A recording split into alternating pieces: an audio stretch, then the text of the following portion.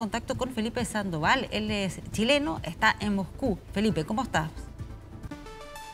Hola, buenas tardes, por acá. Sí, te vemos ahí, Felipe. Gabriel. Daniel Sandoval, sí, ahí sí. Gabriel Sandoval, ahí te escuchamos ahora sí, estás ahí en Moscú. Para que nos cuentes un poco qué es lo que está ocurriendo hasta ahora, cuál es el ambiente en Rusia. Bueno, actualmente aquí en Rusia la situación está un poco tranquilo.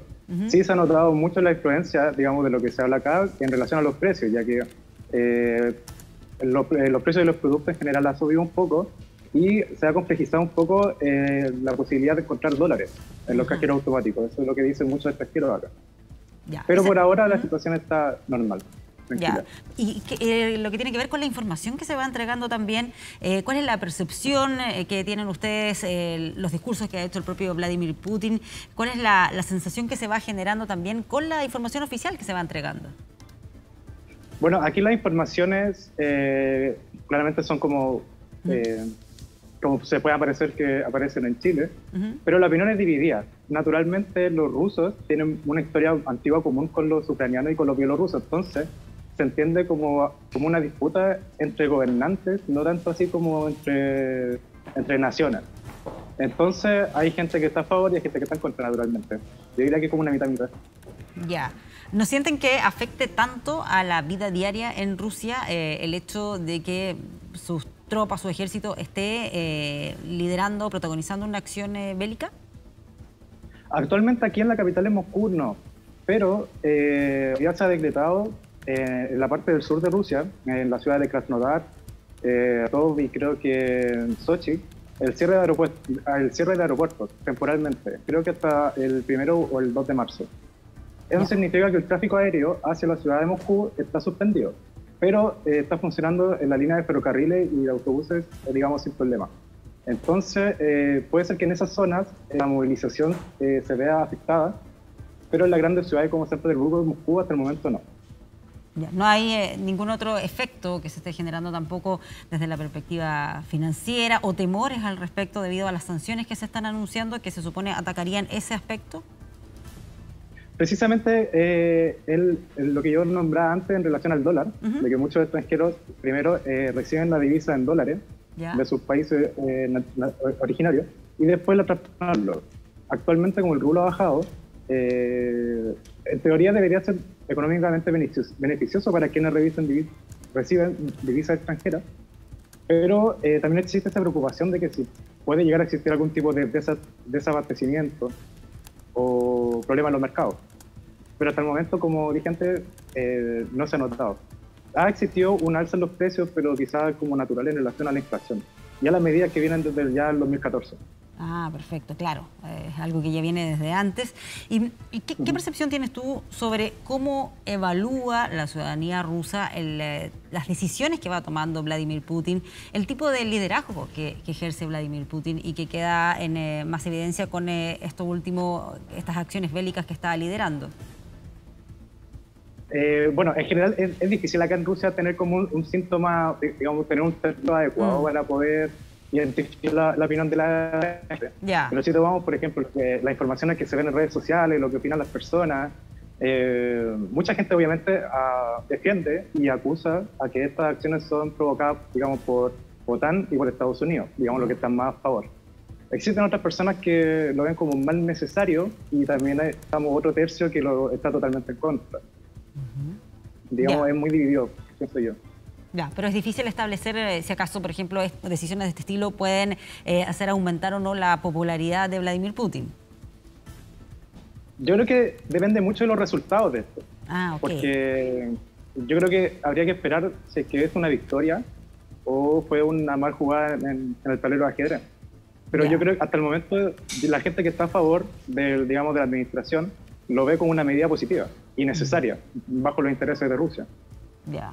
Claro, porque también se da una situación ahí interesante con lo que ocurre con la oposición a Vladimir Putin. Uno de los principales opositores, Alexei Navalny, que recordemos sobrevivió a un envenenamiento y que ahora está detenido. ¿A cuánta gente representará en Rusia? Es difícil de establecer aquello. Él ha criticado esta decisión que ha tomado Vladimir Putin. Sí, claro. De hecho, bueno, cuando llegó Navalny al aeropuerto, también acá existieron muchas protestas, como ustedes pudieron ver también en su momento, en distintas ciudades de Rusia. Pero a pesar de eso, digamos, en lo que fue digamos, en la calle, no eran miles de personas como pueden pasar en Chile. La verdad que son, en comparación con la protesta que estamos acostumbrados nosotros a ver, fueron menores. Claro. Pero claro, si esto provocará o no manifestaciones de ese tipo, prontamente yo lo desconozco. No sé, no hay un clima, digamos, de ese tipo hasta el momento. Ya. Difícil pensar. Mucha solidaridad. ¿Sí? Sí, te escucho. ¿Solidaridad? Sí. Como mucha solidaridad, digamos, con los ucranianos, porque como te dije antes, se sienten como una cultura hermana. Entonces, como que pueden estar a favor de la guerra, pero no están en contra como de ellos como nación o como entidad. Claro, sí. Ni pensar en la posibilidad de que se puedan producir manifestaciones instando a la paz, como lo hemos visto en otros lugares, incluso en Estados Unidos. Bueno, yo hasta ahora no he leído que haya, digamos, organización de mitines o de manifestaciones. Puede ser, pero yo lo que sé hasta este momento, no. Ya, no es lo que está ocurriendo por lo menos ahí en Moscú. Me interesa detenerme también en ese punto que mencionabas, de cuál es la sensación que tienen con los ucranianos. Hay una cercanía, probablemente mucho vínculo, no solo comercial, familiar. ¿Cómo estarán percibiendo los rusos lo que ocurre finalmente con una acción bélica en Ucrania? Es que lo que pasa también es que muchos de los rusos, ¿por qué tienen mucha solidaridad? Porque también tienen familia. Claro. Digamos, en la época de la Unión Soviética existieron muchas migraciones en todo el territorio soviético, digamos, desde Rusia hacia los otros países como Ucrania, Kazajstán. Entonces, naturalmente hay gente que, por ejemplo, puede tener en el pasaporte que es ucraniano, porque nació en ese territorio, pero su familia puede ser rusa. Entonces, a veces no se puede ver como, digamos, como un choque entre naciones, porque realmente hay muchos enlaces en común. Y a pesar de que se han suspendido, digamos, desde el 2004, cuando comenzaron las disputas ideológicas, se sienten bastante parecidos entre ellos. Digamos, acá no se ven, digamos, como algún tipo de pancarta o algún tipo de expresión en contra de Ucrania como, digamos, como nacionalidad. Ya, o sea, más bien puede haber preocupación, especialmente por aquellos que tienen familia en Ucrania, ¿no? Claro, totalmente. Acá las personas, digamos, esperan de que los objetivos militares no lleguen a las grandes ciudades para no afectar a la población civil. Digamos, existe esa preocupación. Como que es de gobierno contra gobierno, no de pueblo contra pueblo. Eso es como a grandes rasgos. Sí, ahora, a nivel internacional, lo hemos estado comentando acá, pese a que venía subiendo el tono, la tensión respecto a lo que ocurría en Ucrania, el discurso de Vladimir Putin y este anuncio de esta intervención militar igual terminó siendo sorpresivo.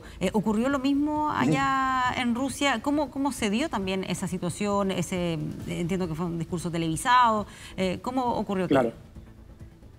Bueno, claramente generan muchas disputas y de hecho también en las redes sociales hay gente que, digamos, que aplaudía y que estaba totalmente en contra. Creo que los puntos que más se tomó en consideración fue el hecho de que el presidente de Rusia dijo que Ucrania nació por Lenin, digamos, que tiene un origen desde la Unión Soviética. Y eso también marca mucha discrepancia sobre cómo el gobierno se quiere desprender en parte también de la herencia ideológica soviética y entrar en otra etapa. Ya, pero eso es básicamente la impresión que se generaba en torno al momento en que se produce este anuncio.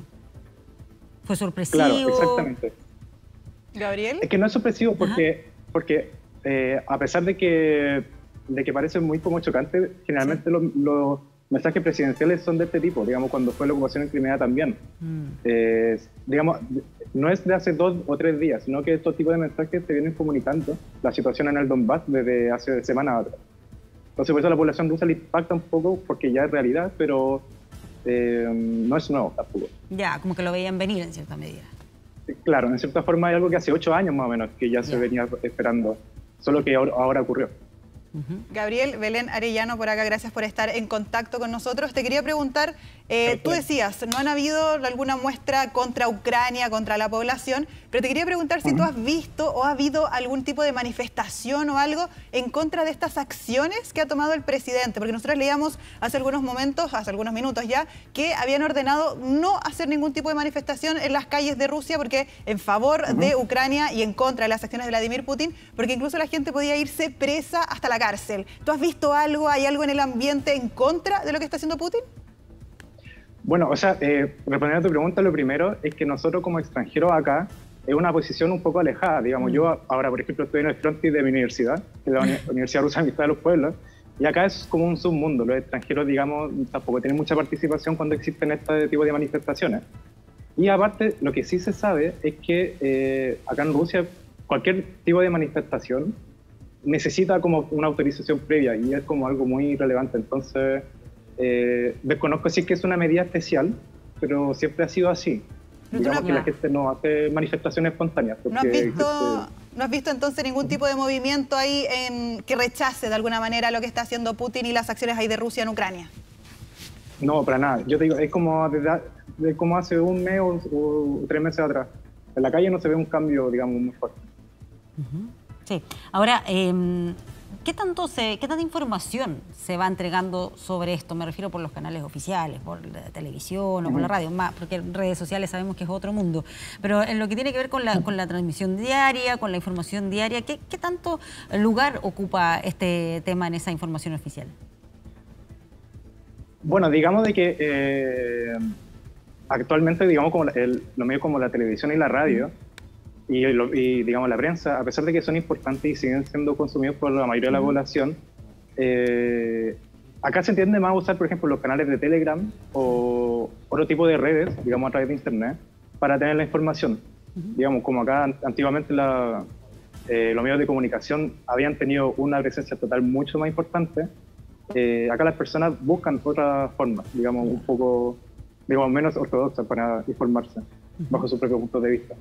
Así que no existe en cambio en relación a la percepción de los medios del gobierno, porque siempre han sido así. Por eso ellos buscan otras formas. Canal de Telegram, canales en YouTube, etcétera. Claro, por eso mismo me llama la atención si acaso esos canales oficiales o más cercanos al gobierno están constantemente hablando de esto, o más bien pareciera que fuera un hecho puntual y el resto de la transmisión sigue tal como siempre. No, o sea, hay que decir de que acá los canales encargados, digamos, siempre hablan sobre las noticias en relación a Ucrania. Solo que claramente dan informaciones, por ejemplo, el Ministerio de Defensa anunció esto, el Ministerio de Transporte va a aumentar el tráfico de las rutas en trenes, por ejemplo. Son como que constantemente informan sobre la situación nacional. No es como que se vea mucho sobre lo que pasa en Ucrania, o sea, muestra un poco, pero le da mucha más relevancia a los efectos de esto en el propio país. Gabriel, y ahí esa información entonces que tú nos relatas es la que sale en estos medios y la que tú estás teniendo en Rusia. ¿Esta información tú la has visto? ¿Ha salido ahora hay más información o todavía es muy coartada? Ustedes, por ejemplo, tú lo que estás viendo ahí, ¿sabes lo que está pasando en Ucrania? ¿Hay cifras? ¿Esta información cómo está llegando? Tú dices en relación a las cifras de... Sí, en relación a las acciones, por ejemplo, ¿cuál es el balance que hace el gobierno ruso respecto de sus acciones en Ucrania en estas noticias que tú ves? Claro, o sea, es que por eso, a veces, bueno, yo no sé cómo se votará en Chile porque estoy acá, pero cuando habla el presidente, no lo hace 10 minutos, no es una cadena, digamos, no es una cadena de prensa, es una hora, pues hora y media, cuando habla el ministro también. Entonces... esas informaciones son de fácil acceso, digamos. Las órdenes presidenciales, también que por donde se decretan, digamos, las medidas oficiales del gobierno también son de acceso. Entonces, digamos, acá existe un flujo de información constante, diría yo, sobre la situación. Digamos, creo que la gente sí está bien informada sobre lo que está pasando en la frontera con Ucrania. Pero no hay como una especie de balance, entonces, que Rusia o el presidente, alguna autoridad diga, vamos bien, se está logrando el objetivo en Ucrania. No es eso, sino que más que nada es información del gobierno, información oficial. Que claro, o sea, por ejemplo, ayer llegaron desde las zonas del Donbass cerca de 60.000 a 70.000 personas. en trenes, digamos, de gente que está evacuando la zona.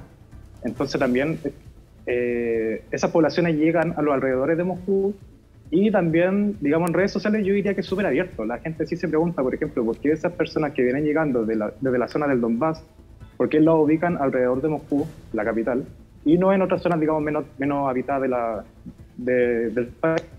Entonces, digamos, yo no diría que es cerrado, a pesar de que las informaciones que pueden estar canalizadas a través del gobierno pueden mostrar cierto punto de vista, existen otras formas de enterarse, diría yo. Yeah. Existe cierto pluralismo dentro de todo acá. Claro, redes sociales ahí me imagino que cobran una importancia relevante. Ya para ir terminando, tú estás estudiando allá, ¿no? En Rusia, sí. Estás en la universidad. ¿Este tipo de situaciones es tema también en las universidades o más bien se sigue tratando así como un hecho particular y específico y no toma tanto protagonismo en las discusiones universitarias? Yo diría que no, la verdad. Generalmente este tipo de situaciones que son como un fierro caliente se tratan de mantener un poco al margen de la vida universitaria como tal. Digamos, para que, digamos, con la misma intención de no avivar como discrepancias políticas entre los estudiantes. Perfecto. Acá, digamos, no existe una politización en la vida universitaria. Digamos, un poco más como objetivo todo. Tratando de mantener ahí como una suerte de neutralidad en esos temas. Exactamente, para sí, evitar, claro, no se toca. Evitar polémicas. Ya, muy bien. Muchas gracias por contarnos, Gabriel, sobre lo que está ocurriendo específicamente en Moscú, cómo se está viviendo esta noticia, esta situación, esta acción bélica liderada ahí por Vladimir Putin. Muchas gracias por contarnos al respecto, que estés muy bien. Gracias, Gabriel. Gracias a ustedes, que tengan un buen día. Pati, tenemos